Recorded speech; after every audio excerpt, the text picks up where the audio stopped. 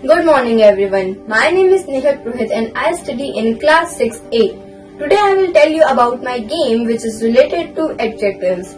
As we all know that the words that describe nouns are called adjectives.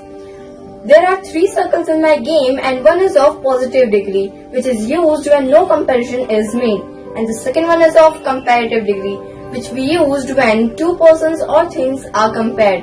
And the third one is of superlative degree which is used when more than 2 persons or things are compared.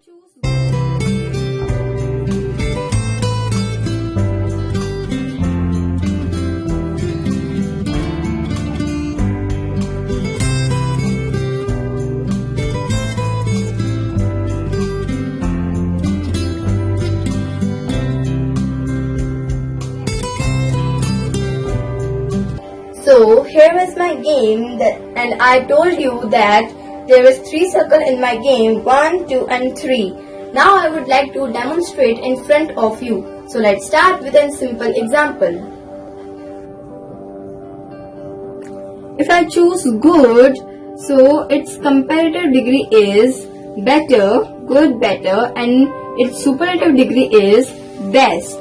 So here is good, better, best. I hope you liked my game and it will be useful for you all.